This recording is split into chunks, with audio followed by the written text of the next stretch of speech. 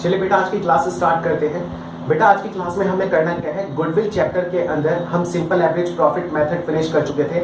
आज की क्लास में हमें स्टार्ट करना था वेटेड एवरेज प्रॉफिट मेथड। ठीक है, बहुत इजी मेथड है ये, लेकिन हाँ इसके पीछे कॉन्सेप्ट क्या है वो हम समझने में थोड़ा सा टाइम लगाएंगे। ठीक है, अब समझते हैं इसके मीनिंग क्या है और क्या करना होता है इस मेथड के अंदर। बेटा हमने सिंपल एवरेज प्रॉफिट मेथड में ये देखा था कि अगर हमें 4 साल के प्रॉफिट के बारे में, जैसे कि मैंने एक एग्जांपल ले रखा है 31 मार्च 2017, 18, 19 और 20, हमें 4 साल की बने और उनके प्रॉफिट के बारे में। तो सिंपल एवरेज के अंदर हम क्या करते थे कि इन चारों को ऐड करते थे और इसका एवरेज निकाल दिया करते थे। ये हुआ करता था हमारा सिंपल एवरेज। ठीक है, बट वेटेज के अंदर हम क्या करते हैं, हम प्रॉफिट को कुछ इंपॉर्टेंस देते हैं, इनको कुछ वेटेज देते हैं और उससे मल्टीप्लाई करने के बाद इसको सॉल्व करते हैं। तो पहले हम इसको समझ लेते हैं कि क्वेश्चन सॉल्व कैसे होता है, फिर इसको डिटेल में डिस्कस करेंगे कि ये ऐसा हम करते क्यों है और किस टाइम करना ज्यादा बेनिफिशियल रहता है वेटेज एवरेज के हिसाब से। ठीक है, तो वेटेज हम देते हैं कुछ इस तरीके से, कुछ नंबर से मल्टीप्लाई करते हैं। वेटेज का मतलब ये है 1, 2, 3 एंड 4। अच्छा सर एक बात बताइए कि हम खाली ये 1, 2, 3, 4 ऐसे ही क्यों कर रहे हैं, 1, 2, 3, 4 ऐसे क्यों नहीं करा, या फिर इसे 1, इसे 2, इसे 3, इसे 4 ऐसे क्यों नहीं करा। बेटा ये सारी चीज डिटेल में डिस्कस करेंगे। सबसे पहले तो हम इसको कैलकुलेट करना एक बार सीख जाते हैं, मैथमेटिकल जो कैलकुलेशन इसके अंदर होती है वो सीख लेते हैं, फिर इसके कॉन्सेप्ट के ऊपर हम बात करेंगे। ठीक है बेटा, वेटेज के अंदर क्या क्या आ जाता है, जितने भी साल के प्रॉफिट होते हैं, ठीक है ये ईयर्स है, हमें प्रॉफिट गिवन है, इसको हम एक वेटेज असाइन करते हैं। एक बात याद रखना कि जो भी हम वेटेज असाइन करेंगे, जो ईयर सबसे दूर होगा उसको सबसे कम वेटेज हम देते हैं, और जो सबसे पास में होता है उसको वेटेज हम सबसे ज्यादा देते हैं। इतनी बात समझ में। सबसे पहले समझते हैं ऐसा क्यों कि जो दूर है उसको कम वेटेज, जो सबसे हमारे नियर बाय है उसको सबसे ज्यादा वेटेज क्यों। बेटा एक बात याद रखना, अगर मान लीजिए कि आपकी एक कंपनी है और आपकी कंपनी के पास मैं आता हूं इंटरव्यू देने के लिए, ठीक है, एज एन एम्प्लॉय, आप एज ए इंटरव्यूअर बैठे हुए हैं और मैं आपके पास अपना रिज्यूमे रखता हूं और आप मेरे से ये कहते हैं, जैसे मान लीजिए कि मेरी जो क्वालिफिकेशन है वो है बीकॉम प्लस एमकॉम, तो आप लेटेस्ट 2 या 3 डिग्रियां मेरी चेक करेंगे कि मैंने क्या क्या किया हुआ है, कहाँ कहाँ पे कैसे जॉब किया हुआ है। ठीक है ना। अब क्या करेंगे कि मैंने जैसे ही आपके आगे अपना रिज्यूमे पकड़ाया तो आप देखेंगे कि ठीक है बीकॉम में कितनी परसेंटेज है, एमकॉम में कितनी परसेंटेज है।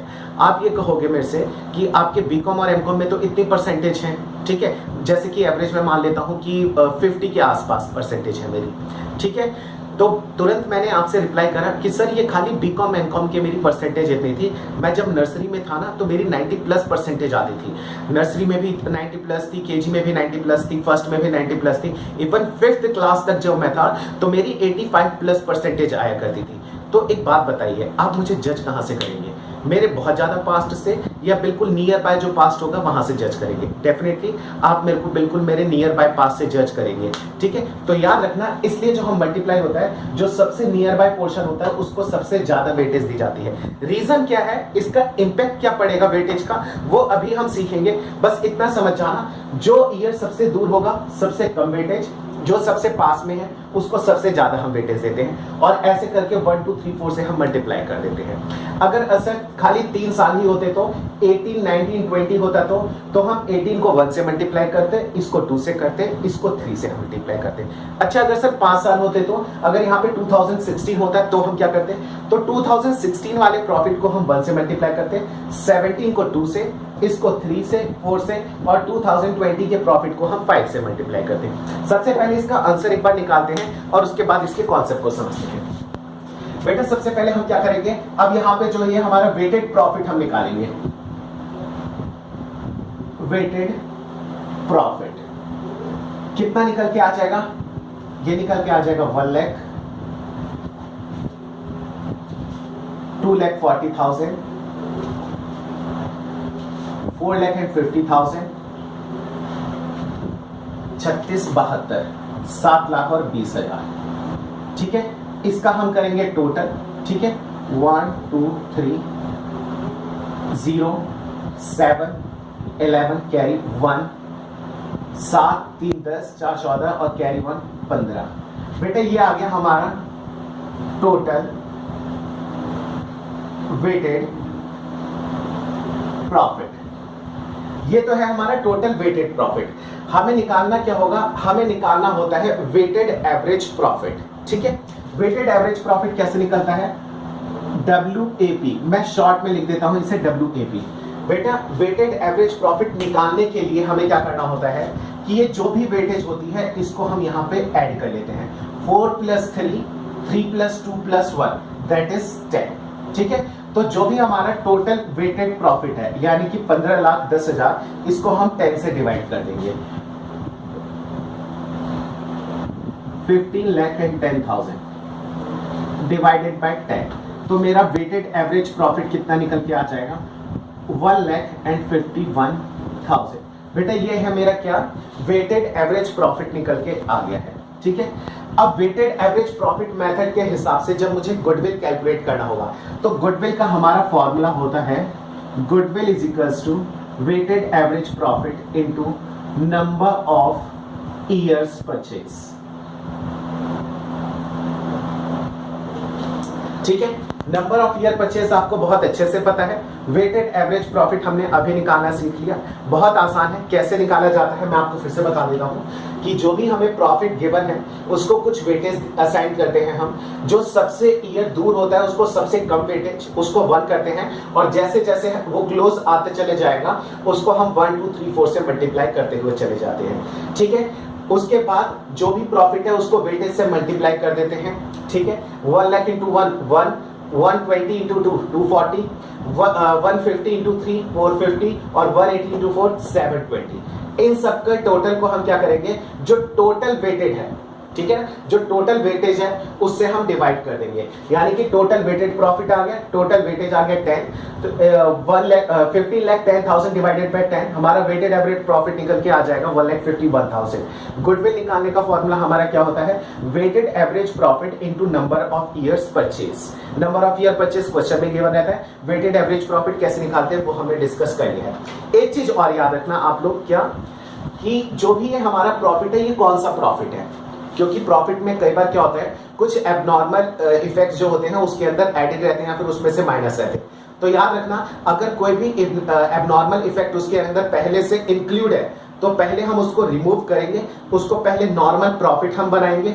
नॉर्मल का मतलब क्या होता है, जो रेगुलर नेचर का हमारा प्रॉफिट होता है उसको उसमें हम कन्वर्ट करेंगे।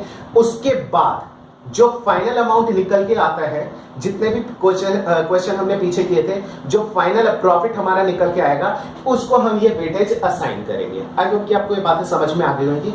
अब हम ये समझते हैं कि ऐसे किया क्यों जाता है। बेटा वेटेड एवरेज प्रॉफिट मेथड की इंपॉर्टेंस समझने के लिए और इसको हमें कब अप्लाई करना चाहिए ये बात समझने के लिए एक एग्जांपल के साथ स्टार्ट करते हैं। दीजिए, अभी हम इस वाले पोर्शन की बिल्कुल बात नहीं करेंगे, हम बात करेंगे इस वाले पोर्शन की। अब एक चीज समझिएगा, मान लीजिए दो फर्म्स है, एक है ए लिमिटेड फर्म, नहीं ये कंपनी है, दूसरी कंपनी है बी लिमिटेड ये। ठीक है, बहुत ध्यान से सुनना और समझना। अगर मान लीजिए अभी हमने इस टॉपिक से पहले सिंपल एवरेज प्रॉफिट मेथड समझा था, बहुत डिटेल में करे थे, उसके सभी क्वेश्चंस करे थे हमने। ठीक है, अगर मैं आपसे कहूं कि ए लिमिटेड कंपनी जो है इसके एवरेज प्रॉफिट मुझे बताइए, और जो बी लिमिटेड कंपनी है मुझे इसका एवरेज प्रॉफिट आप बताइए। एक बात समझिएगा, एक कंपनी के बारे में मैं आपको बता देता हूं। एक कंपनी ने 2016 1 अप्रैल 2016 को इसने बिजनेस स्टार्ट करा था, और पहले साल में इसका प्रॉफिट था 1 लाख, दूसरे साल में था 1,20,000, फिर है 1,50,000, एंड देन करंट ईयर में इसने कितना करा था 1,80,000 का प्रॉफिट इसने अर्न करा है।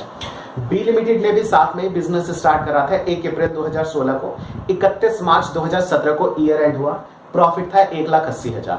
अगले साल इसका प्रॉफिट हो गया 1,50,000, फिर हुआ 1,20,000, और अब कितना आया है करंट ईयर में इसका प्रॉफिट आया है 1 लाख। अभी आप एक चीज देख पा रहे होंगे क्या, कि ये जो एक कंपनी है, ठीक है, इसका एक प्रॉफिट का ट्रेंड चल रहा है। क्या ट्रेंड चल रहा है कि हर साल ये इसका प्रॉफिट इंक्रीज हो रहा है।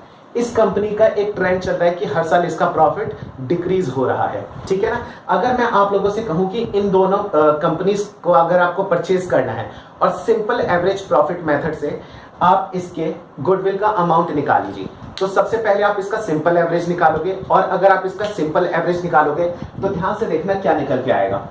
इसका टोटल अगर हम करेंगे तो 1 2 3 4 8 5 13 14 15 कैरी 1, इसका भी सेम निकल के आ जाएगा।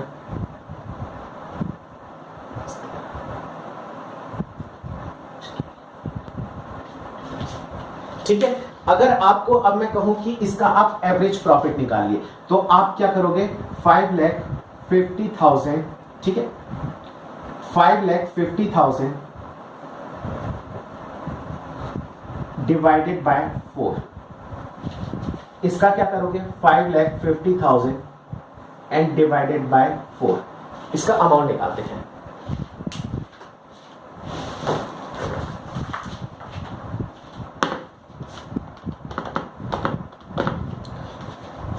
$1,37,500 एक बात समझना बेटा, दोनों ही कंपनीज का एवरेज प्रॉफिट, चाहे वो एक कंपनी जो डे बाय डे मेहनत करके आगे बढ़ रही है या फिर एक कंपनी जो मक्कारी करके डे बाय डे नीचे गिरती जा रही है, दोनों का अगर मैं एवरेज प्रॉफिट निकाल रहा हूं तो 1,37,500 आ रहा है। और अगर मान लीजिए ईयर ऑफ परचेज, हमें ईयर ऑफ परचेज दे रखा है 3, ठीक है, तो अगर आप इसको 3 से मल्टीप्लाई कर दोगे, ठीक है, कितना है 137,500 इंटू 3, तो दोनों की ही गुडविल निकल के आ जाएगी 4,12,500।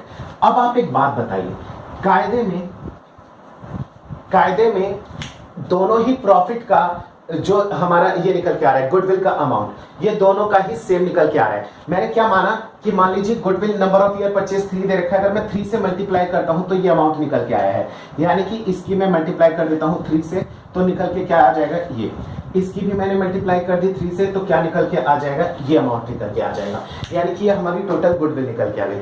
दोनों कंपनीज, एक कंपनी अच्छा वर्क कर रही है, एक डे बाय डे नीचे जा रही है और दोनों की गुडविल हमारी सेम निकल के आ रही है, तो क्या आप इस चीज को, इस कैलकुलेशन को सही मानेंगे? ठीक है, तो यहीं पे एक इंपॉर्टेंस आ जाती है किसकी, वेटेड एवरेज प्रॉफिट मेथड की, उसको अब हम समझने की कोशिश करते हैं। बेटा वेटेड एवरेज की इंपॉर्टेंस समझने के लिए दूसरा एग्जांपल हमने लिया है।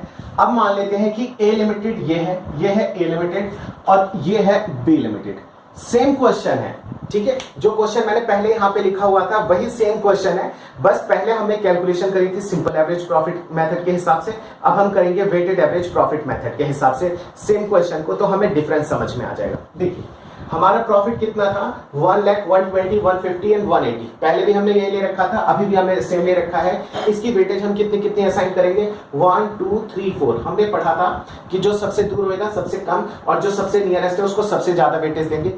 इसका मतलब ये होता है कि अगर कोई कंपनी अच्छा वर्क कर रही है, अगर वो लेटेस्ट अच्छा वर्क कर रही है तो उसको हम ज्यादा इंपॉर्टेंस देंगे, और अगर वो पहले जितना काम कर रही थी उसको हम कम से कम इंपॉर्टेंस देते हैं। तो इसका हमारा वेटेड प्रॉफिट निकल के कितना आया था, ये ऑलरेडी हम पहले भी सॉल्व कर चुके थे। 1,00,000 इंटू 2, 1,00,000 इंटू 1, 1,00,000, 1 20, 2 40 आ जाएगा। 1,50,000 इंटू 3, 4,50,000, 1,80,000 इंटू 4, 720। और सबका हमारा ये क्या कहते हैं कि ये टोटल वेटेड एवरेज प्रॉफिट है, सॉरी टोटल वेटेड प्रॉफिट है, टोटल वेटेड प्रॉफिट, ये हमारा टोटल प्रॉफिट निकल के आया है। अगर मैं यहाँ पे WAP वेटेड एवरेज प्रॉफिट निकालूं तो कितना निकल के आ जाएगा, ये निकल के आ जाएगा 15,10,000 डिवाइडेड बाय जो टोटल वेटेज होती है उससे हम डिवाइड कर देते हैं, यानी कि 10, ठीक है, तो यहाँ पे निकल के आ जाएगा 1,51,000। लेकिन यही कंडीशन, अब देखिए यहाँ पे मैंने क्या कर रखा है, सिर्फ यहाँ पे प्रॉफिट स्टार्टिंग में कम था, लास्ट में ज्यादा है, वही सेम क्वेश्चन है बी लिमिटेड का, बस उसको हम अब मेथड हमने चेंज कर दिया है। यहाँ पे फर्स्ट ईयर में हाईएस्ट प्रॉफिट है और जो लेटेस्ट ईयर है वहां पे सबसे लोवेस्ट प्रॉफिट है, ठीक है। अब इसका जब हम वेटेज निकालेंगे तो कितना निकल के आएगा, 1,80,000, 3,00,000, 3,60,000 और 4,00,000। इसका हम कर देंगे टोटल, इसका टोटल कितना निकल के आ जाएगा, 6 और 8 14 का 4 कैरी 1, 4 4 8, 9 10 11, 1 12, 12,40,000, ठीक है। अब हम, ये हमारा टोटल वेटेड प्रॉफिट है, अब हम वेटेड एवरेज प्रॉफिट निकालेंगे तो कितना निकल के आएगा, इसका टोटल 10 और यहाँ पे कितना निकल के आ जाएगा, 12,40,000 डिवाइडेड बाय 10, यानी कि 1,24,000। अब बेटा एक चीज को समझने की कोशिश करना, इसका प्रॉफिट निकल के आएगा 1,51,000, इसका निकल के आया 1,24,000, ठीक है। तो आपको एक चीज समझ में आ रही होगी, अगर कोई अच्छा वर्क कर रहा है ठीक है, ईयर बाय ईयर, तो उसको हम क्या करते हैं, उसको हमने ज्यादा इंपॉर्टेंस दी 151। अगर मान लीजिए कोई डे बाय डे डाउन जा रहा है तो देखिए उसका वेटेड एवरेज क्या निकल के आया है, कम निकल के आया है। तो बेटा वेटेड एवरेज प्रॉफिट मेथड का यही यहाँ पे इसका जो है मेन रोल होता है कि अगर, अच्छा ये कब फॉर्मूला यूज किया जाएगा, ये मेथड को हम कब यूज करेंगे, बेटा याद रखना वेटेड एवरेज प्रॉफिट मेथड कब वर्क करता है, अगर हमारा प्रॉफिट का कोई ट्रेंड चल रहा हो तब तो हम वेटेड एवरेज प्रॉफिट को हम क्या करते हैं कि सपोर्ट करते हैं। इन केस अगर प्रॉफिट में हर साल फ्लक्चुएशंस है, यानी कि कभी कम प्रॉफिट होता है, कभी ज्यादा, कभी कम, कभी ज्यादा, बहुत ज्यादा अप एंड डाउन आते रहते हैं, तो उस कंडीशन में तो हम सिंपल एवरेज निकालते हैं। लेकिन प्रॉफिट का अगर कोई ट्रेंड चल रहा है, यानी कि ईयर बाय ईयर हमारा प्रॉफिट अगर बढ़ रहा हो या फिर ईयर बाय ईयर हमारा प्रॉफिट घट रहा हो, तो उस कंडीशन में हम वेटेड एवरेज प्रॉफिट मेथड को यूज करते हैं। क्यों? क्योंकि इसके सिंपल एवरेज तो क्या करेगा, चाहे कोई बढ़ रहा हो चाहे घट रहा हो, वो सबका एक एवरेज निकाल के दे देगा। लेकिन वेटेड एवरेज क्या करता है, वो नियरेस्ट ईयर को सबसे ज्यादा इंपॉर्टेंस देता है और उसके अकॉर्डिंगली वो आंसर निकाल के हमें देता है। ठीक है, तो इसलिए हम अगर प्रॉफिट का कोई ट्रेंड चल रहा होगा तो हम किस चीज को अप्लाई करेंगे, वेटेड एवरेज प्रॉफिट मेथड को अप्लाई करते हैं। आई होप कि आप लोगों को चीजें समझ में आएगी। ठीक है, अब नेक्स्ट क्लास में मिलते हैं इसके कुछ क्वेश्चंस के साथ। Thank you.